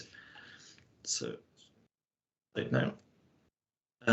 So before we run through the key findings of the themed reports, these are some known insights that provide useful context for the consideration of the assessment. So we know that the population in the Vale continues to grow. In mid-2020, the population was estimated to be 135,295 people, a 5.4% growth in the last 5 years. There's been a significant growth in the population aged 65 and over, a growth of 9.8% in the last 5 years. National 2018 based population projections forecast that the Vale will experience the second largest percentage population growth of all local authority areas over the next decade, with notable growth projected for the population aged 65 to 84 and 85 and over. We know through the Welsh Index of Multiple Deprivation that 3 lower super output areas are measured in the 10% most deprived areas in Wales. These are Gibbons Down 2, Court 3 and Buttrell's 2. And a further 7 LSOAs are measured in the 10 to 20% most deprived areas in Wales, and these are also located in east of Barry. All but one of these areas have a proportion of population aged 0 to 15 above 20%, which is the largest share of low super output areas in the Vale, and 5 LSOAs are measured in the top 10% most deprived LSOAs in Wales against the income domain, and 4 against the employment domain. These domains are important because they have the highest weighting in the WIMD rankings. And 2 LSOAs are included in the top 10% most deprived against both these domains. Although the pandemic has had an impact on all people across the Vale of Glamorgan, indicators suggest that the impact has been felt most heavily by our younger people, older people, and those in our most deprived areas. So I'll just run through the findings of the Education and Economy report swiftly now. So we found that the number of pupils eligible for free school meals has grown from 2,478 in 2018-19 to 3,435 in 2020-2021. Lower super output areas in Barry are more deprived in the WIM domain, education domain, sorry, than LSOAs in Eastern or Western Vale. Barry has a higher proportion of people aged 16 to 65 with no qualifications than LSOAs in the Eastern or Western Vale. The majority of apprenticeships in the Vale are in the health care and public services sector. We have employment that is consistently above that of the Welsh employment rate, but remains below pre-pandemic levels, or at the time of the writing of the report. The percentage of people unemployed remains under the Welsh and GB average. So top 4 employment industries in the Vale of Glamorgan are human health and social work, wholesale and retail trade, education and accommodation, and food service activities. And the biggest forecast growth in jobs will be in information and communication industry, professional, scientific and technical activities, and in the agricultural and forestry and fishing sectors. 4 LSOAs are ranked in the top 10% most deprived, and 7 in the 10 to 20% most deprived against the WIMD employment domain. All the LSOAs are located in Barry, and 5 LSOAs are ranked in the top 10% most deprived LSOAs in Wales in the WIMD income domain, again, all located in Barry. Claimant counts, that's a measure of people claiming unemployment support, has grown continuously over the pandemic, and there have been increases in all age groups and across all areas. But the highest proportion of recipients can be observed in those LSOAs identified as most deprived through the Welsh Index of Multiple Deprivation. We've seen that median house price paid it's been consistently higher than the Welsh average in the Vale and has grown substantially in the last year. Also, the estimated monthly average cost of rented accommodation has grown over the last 7 years. With 2 LSOAs recorded a 40% likelihood of poor quality housing. These are in Buttrell's 1 in Barry and in St Augustine's 2 in the Eastern Vale. And data from across Wales on homelessness and the pandemic has shown a monthly increase between August 2020 and May 2021 in the number of homeless individuals in temporary accommodation. So I'll just hand back to Helen to run through the health and communities key findings. Thanks, Lloyd. So just picking up on the health and communities key findings here. Again, as we were saying earlier, we are also sort of highlighting that mix of the positive things and the good things and our assets within the Vale, as well as sort of highlighting some of the areas of greater concern. So in terms of key health indicators, we can see that we are laying the foundations for good health and well-being through the data that we've got for children, and that gives us a really good starting point. But what we also see is that isn't, again, the same experience across the whole of the Vale.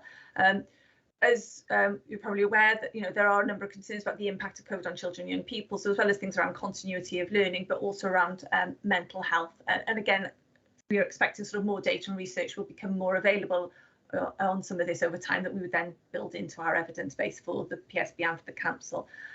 There's a higher average life expectancy within the Vale, but again, those living in our more deprived areas are expected to live less years. So again, that's something that the PSB really needs to kind of look at in terms of the reasons and what we can do about those differentials across the area. In terms of some of the healthy behaviours, drinking above guidelines remains a concern, and this is particularly in the Western Vale.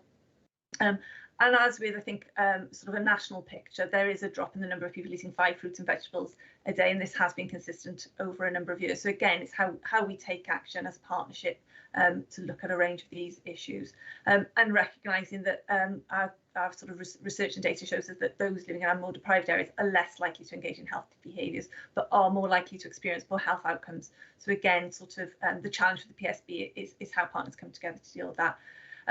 We pick up on some of the issues in the environment and transport section, but also within the health and community section, we sort of recognise again some of the issues around pollution and about sort of harmful nitrogen dioxide. And again, this is more prevalent in more deprived areas. Also, again, we've seen obviously issues around food insecurity and poverty, and the data that we've had from the food bank again shows the number of people that are accessing services from the food bank in the Vale. In terms of some of the sort of more positive sides of things within the Vale, we can see that people are satisfied with where they live, and this is above the Welsh average. And again, in terms of participation in the community, and again, linking back to some of what we're sort of picking up in the third sector discussion on the last item, people are more likely to volunteer within the Vale than in other areas of Wales and engage in arts and culture. So again, what we can build on very much. We've sort of in discussions with the police and the data they provided, the Vale records lower numbers of total crime, but we are seeing rises in antisocial behaviour, and domestic abuse remains a concern. Just picking up on a couple of other issues then, also within the assessment, we look at sort of access to services. So there are higher return travel times in some areas for key services, and poor internet in the Western Vale. So again, showing that some of the experiences within different parts of the Vale, what they mean and what the different solutions might need to be. As Lloyd has said, we've got an ageing population, but older people experience better health than the Welsh national average in the Vale. So again, some of that is about actually how we meet the needs of older people, what their aspirations, needs and expectations might be, and how as services and again with our partners in the third sector we meet those.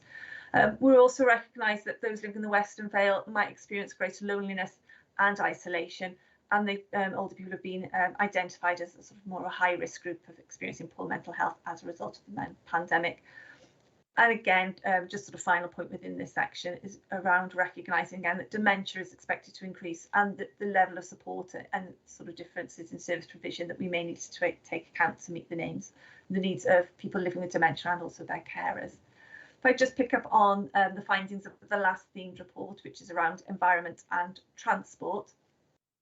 The volume of road traffic has been growing and peaked in 2019. And again, we're aware of changes in our travel patterns as a result of the pandemic. But what we've also seen is that the commuting patterns from the data that we've had show that the majority of commuters live and work in the Vale. Rail journeys have been growing, but in contrast, bus and coach journeys have been falling across Wales. It's a Wales picture, and recognising the changes in terms of behaviour, in terms of how they travel and their needs for travel, and how we build on with that. As with all surveys that we undertake, public transport is an issue that comes through, but particularly in our more rural areas. Carbon emissions from transport have outgrown domestic emissions and a second highest emitter of CO2. So a lot of this will also link back to the council's activities around Project Zero as well. And in terms of electric charging devices, information has shown that there's a paucity of publicly available devices within the Vale when compared to other local authority areas. However, active travel by walking and cycling is higher. So again, sort of a bit of a mixed picture in terms of some of the sort of the work that we may need to do around sort of transport and behaviour. And again, picking up some data here again on emissions, and they're consistently above the Welsh average since 2005.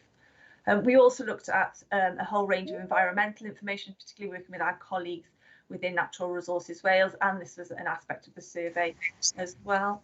And seeing that although there's proximity to accessible green space, this access actually can be poorer in more rural areas in terms of usable green space.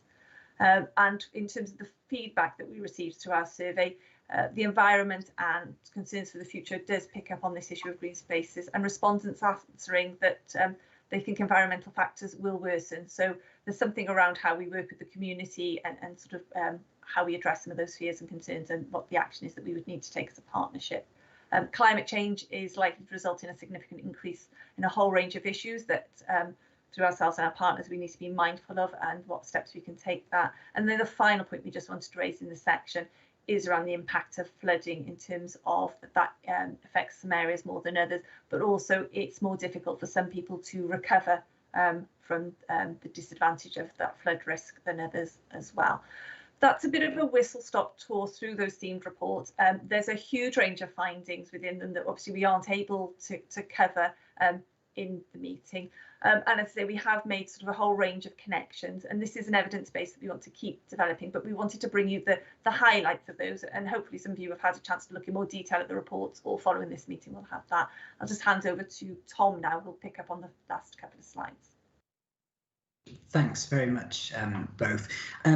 We also wanted to just draw to committee's attention the way that this information and analysis can be reflected and is really incredibly useful to us as an organisation. It's evident that a lot of these issues are picked up, especially through the annual delivery plan, and members, as I say, will be seeing that that plan at your next meeting in February. But the themes around Project Zero, tackling those issues of inequality, building community capacity as a way of involving and listening. We talked about that in the previous item as well as the need to consider our infrastructure developments as a way of facilitating employability, thinking about the environmental consequences, but also thinking about the well-being implications of this work as well. So Helen was describing social isolation and loneliness, so ways that we can connect people better. Transforming the organisation and how we do that in partnership. Clearly the PSB is a key partnership for us, Chair, but how we work with a range of different partners to tackle the issues that my colleagues have been outlining this evening, as well as looking very much at the actions that we're taking in a targeted way around care and support. So looking at mental health, looking at physical health, the ageing population, but also the needs of our young people as well. So it's, I guess, important for us to just recognise that this assessment has been hugely useful to us in developing our future plans and strategies, and working in partnership in the way that we are through the PSB and the Wellbeing Plan is going to be critical as we go forward. So in conclusion to all of that, there are some key questions which are on the slide here, which are ones that we're asking as part of the consultation process. So we are interested in whether you think the assessment contains everything that we should have looked at and covers the right issues and themes. Do you agree that we've concentrated the assessment in terms of summarising it against those themes, and importantly, we're asking people whether it reflects their experience and knowledge of the Vale of Glamorgan, and clearly you all have extensive experience and knowledge of life in the Vale, and what should we now, as we move into the next phase of this work in terms of identifying actions for the future wellbeing plan, what should we be focusing in on as a public services board?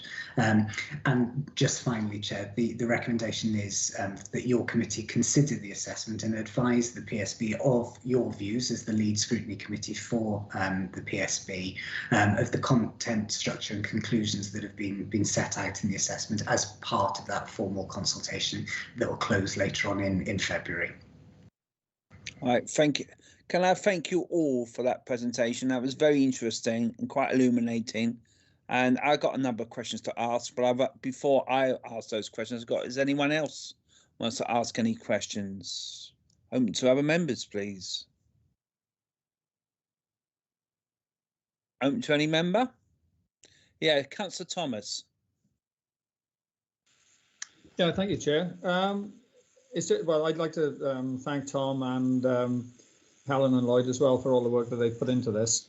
I think it's a comment rather than a question. It's just important that we actually use this information at the end of the day. It's not just something that we do because we've got to do it.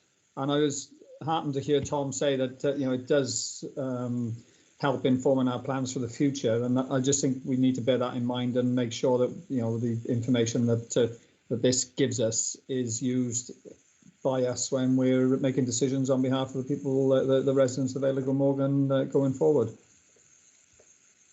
Thank you. Before Tom comes in, Councillor Johnson. Thank you, Chair. I don't know if we're going to leave that last slide on the screen or whether we're going to have people's faces pop up in a minute. Thank you for everyone who's contributed to this. It is hugely comprehensive. I think though that I appreciate that this also is a piece of work that's mandated by legislation that we are required to conduct it every 5 years. I think what I'm struggling with is that having, because I remember this process 5 years ago, I'm struggling to understand, apart from obviously the issues regarding coronavirus, I'm struggling to understand what's different and what's been impacted. So I appreciate that the purpose of this is to collect this data in one place. I'm unsure, having been through this cycle now once, what impact this has had in terms of the decision making that has taken place in the past 5 years, how that will be different in the next 5 years, because it feels we have a massive data, most of which seems to be moderately intuitive, that there is, that the Vale of Glamorgan is, socioeconomically better off than much of Wales, that's reflected, and that those areas in the Vale, which include my ward, which are less socioeconomically well off, have poorer health, poorer housing, poorer general outcomes. So I'm not quite sure what we're going to do with that information that's going to make those fundamental differences, because the amount of resource that we have compared to the amount required to move the dial, I'm not sure they're really on the same scale. A couple of quick points quickly. One is interaction between this and the population needs assessment that the Regional Partnership Board have been carrying out and is due for publication again soon, which is on the same kind of 5-year timescale, if I remember correctly. Secondly, I was genuinely interested by the information regarding flooding that's in this report that I don't think is well enough known in terms of those levels and on a Wales basis. And thirdly, the issue regarding health inequalities, I think is quite substantial. I remember this a couple of years ago, maybe it's not population needs assessment, where the difference between not people's life expectancy that was interesting, but people's healthy life expectancy, and the substantial difference between those in the centre of Eastern Barry compared to those in the west of Barry or in Dinas Powys. So looking at some of those health inequalities, and I know that I know there's a Senedd inquiry going on about mental health inequalities at the moment. I think that's a sort of a real area to focus upon and understand how we as a council and as a health board can make a difference. Thanks, Chair. Thank you very much. Okay, I'm going to make some few observations and questions as well. Basically, in the report, what was quite interesting, you talked about St Augustine's, which I know is a ward in Penarth, and you talked about housing in particular and the quality of housing. And I just want to know a bit more about that and how is that defined? How you define that? So I know Ruba's probably coming on that. Do you want to come in on that, Ruba, since you're the local member? Yeah, thank you, Chair.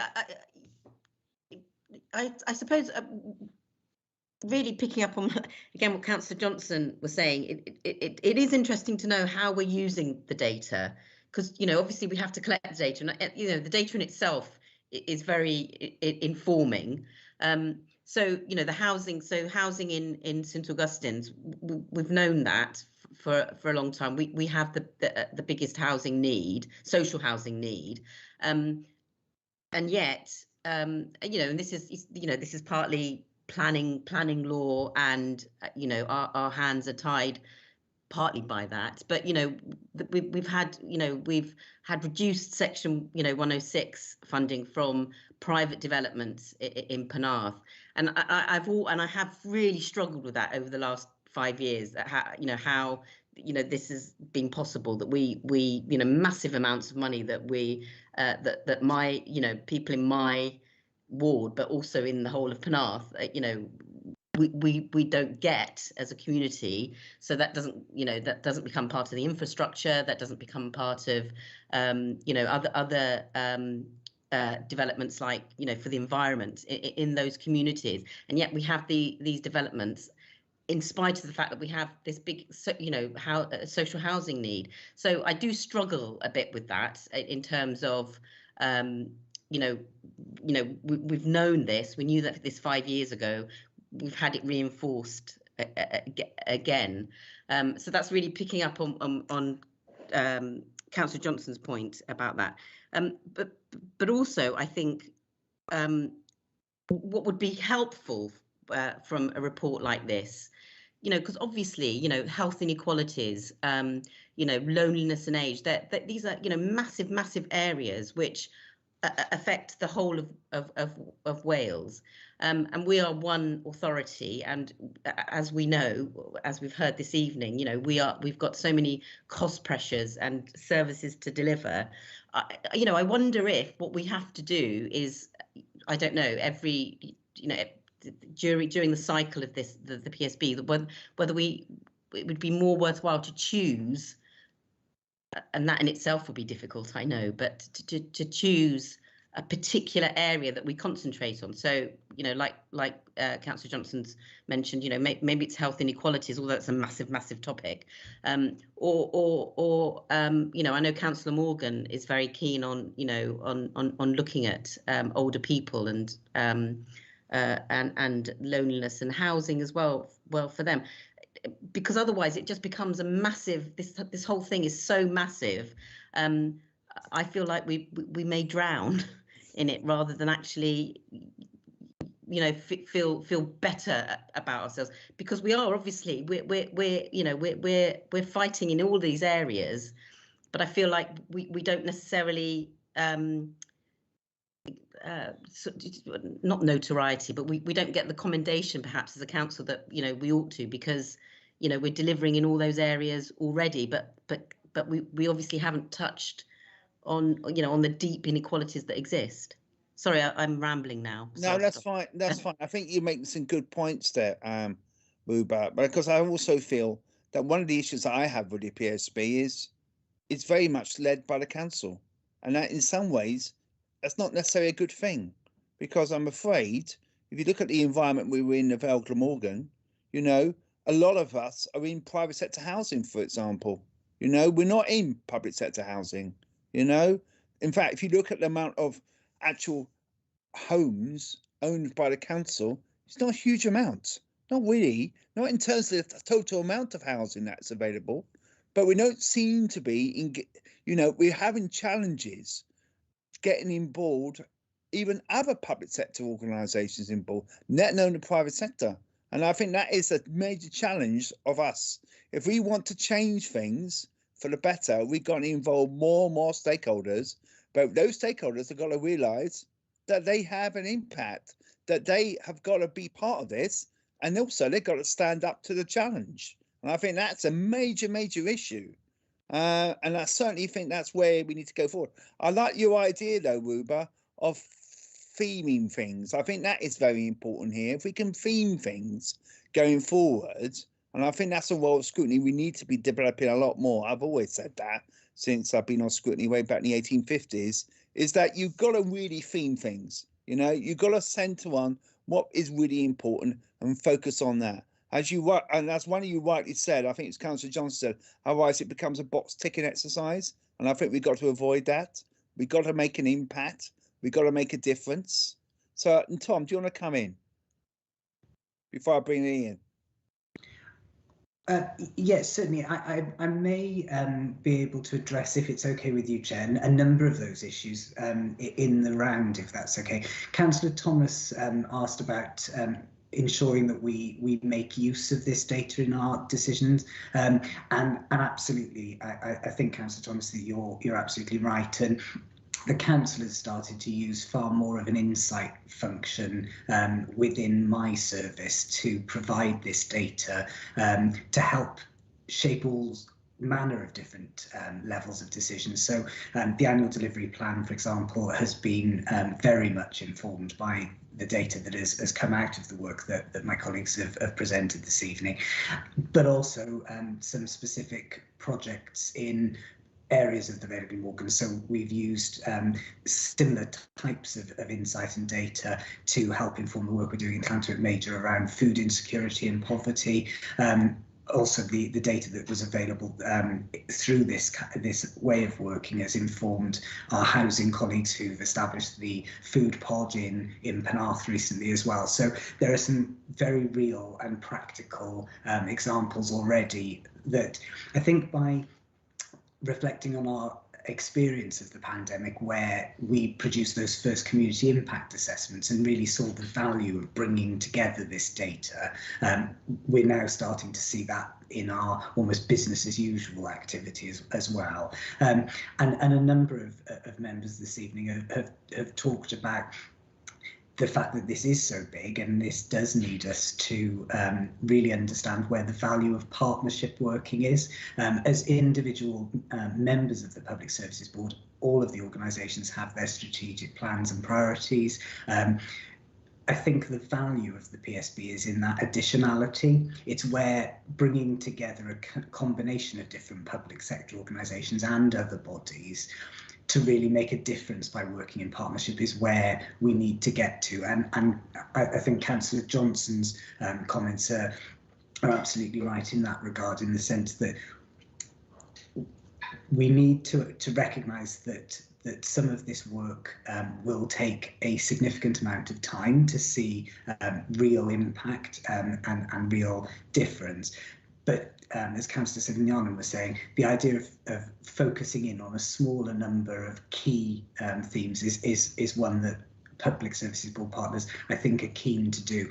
Over the last couple of years, we have focused the work of the PSB on a smaller number of things that collectively they can take action on.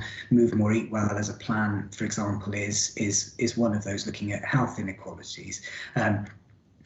But I think there's further work that we can certainly do in that regard. So I hope that answers some of those questions in the round. Okay. All right. And I know Ian and Ruba have already spoken. I just wondered if anyone else wants to speak before I bring Ian and Ruba back in. I haven't got any other indicators. All right, Ian, do you want to come back in? Thanks, Chair. Thanks, Tom, for the answers there. I think probably the question I really want to ask tonight is what is the learning that we've got from the first phase of this piece of work and the Public Services Board over the last couple of years. And I say that on the basis that it's trying to understand. We've got this huge amount of information and data. and what is a result of it. You referenced what Move More, Eat Well.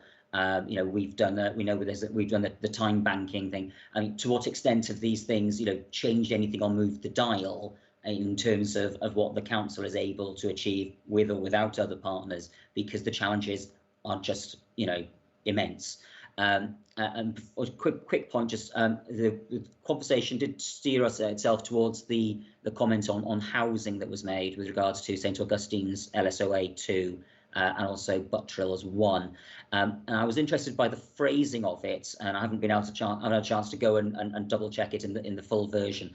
But I think the suggestion that's being made there by, I can't remember if it was Lloyd or Helen speaking to it, was about housing quality. Yes. And what's the interesting thing there, Chair, I don't know if someone can confirm, is of course that our council housing stock and a housing association stock is usually done up to Welsh housing quality standards, and therefore is quite good quality.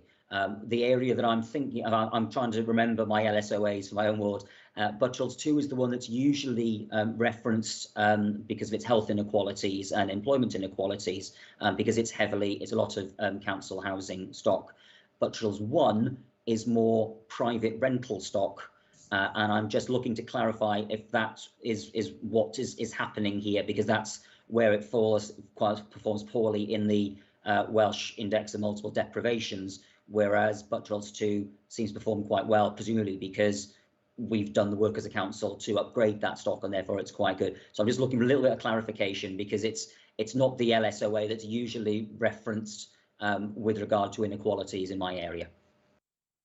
So 2 points there. I don't know if they're both. I don't know if Lloyd or anyone wants to respond to this, because it's a bit of a technical point here.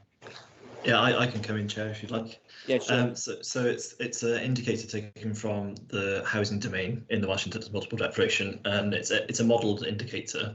So it measures the likelihood of housing being in disrepair or in continuous serious hazards. So, for example, being at risks of falls or cold housing.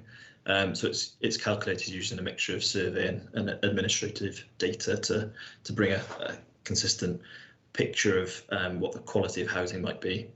So that's where it comes from, and it is Buttrill's 1 that we mentioned in the presentation. Okay. I mean, I'm interested in that because there's a big envelope scheme in St Augustine's. The question is what St Augustine's area that is, because with the super output areas, it really depends where exactly, isn't it? And I think that is important as well. But there was a huge envelope scheme and huge improvements going on, hundreds of houses involved. Ruba, Helen, do you want to come in on that as well? Thanks, Chair. It was just really in response to some of those points that were raised about sort of the learning and the experience of the PSB as it's evolved.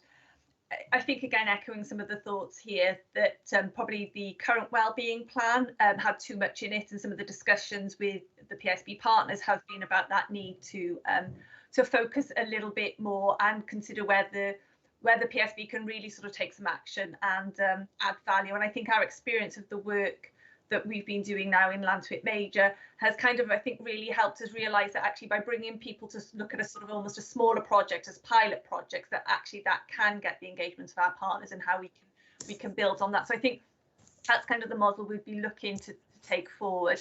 Very much the discussion we had at the workshop with partners was sort of, I suppose, focusing on some of the big issues. So, for example, climate change has come through as a strong issue in the environment, and that's what the PSB has already been focusing on, with partners signing a climate emergency charter.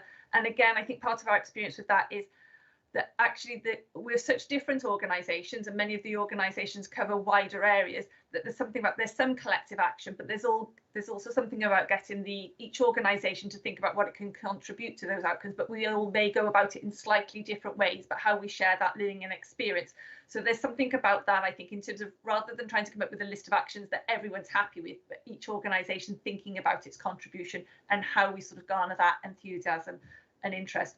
In terms of some of that work around inequalities, I think, as everyone has sort of highlighted, that came through in the last assessment, and it's something that is going to be a long-term issue and has now been exacerbated by COVID as well. again, discussions within the PSB have actually been about, you know, where we start to look at these pictures of the Vale, is that maybe taking some more place-based and targeted approach. So that, again, I think will be some of the thinking and what we'll need to do as we develop the plan. So the plan has to be published next year, but actually it's quite a big challenge for us to be, let's say, focusing on what we can do. Also recognising the role of other partnerships. So you mentioned the population needs assessment. One of the difficulties we have is we have to include the population needs assessment in the wellbeing assessment, but it isn't written at the time we're trying to draft the wellbeing assessment. So the two things are happening in parallel, and really I think we have to see them as ongoing pieces of work that strengthen our insight. So we have been regularly meeting with those working on the population needs assessment to make sure that we've sort of got consistent areas of sort of context. We've also been working alongside colleagues on the Cardiff PSB as well, kind of thinking about what some of those regional aspects might be. And in terms of our sort of work moving forward, we're conscious of the work that the RPB will need to focus on with its area plan and the work of the capital region as well, and actually how we collectively add value to that space rather than all sort of focusing on the same things and sort of what those different roles are. So again, that's one of the things that we will need to determine. And I suppose within that is that the PSB doesn't have there is no specific funding for the PSB to take forward the priorities that it determines. So it will be reliant on the existing resources of the partner organisations or starting to access funding. So that again can determine the work that we do, but hopefully the maturity of some of the relationships will help take some of that work forward as well. So as you say, it has been a learning curve. I think we have moved on from where we were when we started the last assessment, but you know, we still have sort of further work to undertake. Thank you very much for that, Helen. Thank you very much for that, Lloyd, as well. Ruby, do you want to come in? Yeah, thank you, Chair. So some of this has been sort of answered already. So it was really, you know, what we've learned and how we're using that. And I think both Tom and Helen have explained that quite well. But I suppose then the other side to that is how we measure the success. You know, for us as a local authority, as a partner, you know, in exactly that scenario that you've described, Helen, which is, you know, that we're one of many partners in all of this. We don't control, you know, the whole, you know, the whole of health inequalities. We don't control, you know, the whole of, you know, housing and so on. So it's really, I suppose it goes back to the kind of the purpose of it. You know, so okay, we use the data to inform our own work in the authority, in our local authority, but really, you know, we've also got to be able to measure our success as one of the partners in you know, to what in within what we have control of. So, you know, I don't want this to I don't want you to feel that I'm damning any of this, because it is really informative, and I do see how, you know, how we're using it. So it's really, you know, how we're going to measure that success, and do we need to, I don't know, incorporate that in terms of how we, you know, when we deliver the report, the plan. Okay, I think you made some very good points there. Okay, I do feel though that, you know, we need to be careful, because as you rightly said, Helen, we haven't got resources for this. You know, we are reliant on all the organisations to run with certain dimensions of this, and in order to do what they can do, given their capacity as well, and given their interests, because I think some of this is quite voluntary in some ways. You know, I think as a council, we want to do certain things, and of course we as members are very keen on doing things, but we know as members there's certain things we can influence a lot more than other areas. You know, some areas we just rely on the goodwill of other organisations, and we can influence them through goodwill. But in other organisations, like the council, for example, we got accountability, haven't we? And accountability works both ways. Where we haven't got the accountability, it's much more difficult to do things. And this is why where the PSB falls down slightly, because not everyone feels totally accountable. And I think that's the major challenge of it. And I think you're right, as Ian and Ruba both said, we've got to look at the distance travelled as well. You know, we've got to start where we were and where we're going to. And I think the other thing I was going to make a point, obviously you've got sensors coming out, the data coming out on that. And I should imagine that's going to influence an awful lot of the work that we're doing, because I do wonder how much this is the historical data that we're using. And I just wouldn't mind a little comment from you guys about that as well before we finish off this discussion. I think the issue around responsibility, accountability, reporting progress, demonstrating direction of travel is really important, and I think that's something that we can definitely now take forward as we're giving thought to the actions that form the future wellbeing plan, that at exactly the same time, in parallel with that, that we think about how can we demonstrate and illustrate the progress that's being made in more accessible and innovative ways, most definitely. The information and data within the assessment is the most current that is available. You're right, Chair, that the census information now will start to become available to us over the next 12 months or so in different batches of data. And I think that goes back to the conversation as a committee you were having right at the beginning of this, that actually this shouldn't just be a once every 5 years exercise. We have to do it statutorily every 5 years, but what we will as a team be doing, certainly from a council perspective, but also for the PSB, is looking at some of the key sources of data, and we'll refresh those as regularly as the information becomes available. Members will note, for example, that things like the economic insight report that the team produce on a monthly basis is kept live like that, and we also host the most recent releases of data on the council's intranet as well, so that it's available for use and is as current as it can be. Okay. I know there were some points in the chat that I'm going to touch upon now. I'm going to make some recommendations on this. That the actual presentation that we have is circulated to all members of the committee and also all members of the council, if we can do that, because I do think all members of council, and also the link on these reports are all circulated to members of the committee and members of the council as well. Okay. And also all those comments we make are then moved put forward to Cabinet for their consideration, moving it forward. Okay, along with the other recommendations. We're all happy with that? Chair, can I just check? Sure. In relation to the recommendations, is really to advise the PSB. Tom, can I just confirm, do we do that through the Cabinet or directly? If it's possible to do it directly, you can, I think as a committee, you can do it directly to the PSB. What we would do, Karen, is take your minute and reflect that in the consultation report that would accompany the assessment. Yeah, it is. That would be acceptable, would it? I mean, I think the leader's on the call. Is he happy to accept that as well? Is he still on the call? I don't know if he is now. Okay. Helen, do you want to come in quickly on this? Yes, just to say that really what we'll be doing is we would take all the feedback through the various consultation we're doing that will inform then a revised version of the assessment, and then that will go to Cabinet to sign off as one of the partners before it goes to the PSB for the final sign off. So that's why we've asked for the feedback to come direct to us so that we can make those changes, and then Cabinet will see that, and that they will also be aware of what the views of scrutiny were, but it means we can sort of put it at that front end of the process, if that's okay. So Chair, if you're happy with that and the committee are happy with that, we'll it's entirely up to you how the recommendation then is framed, if that's the way forward. Thank you. I think, are we happy with that?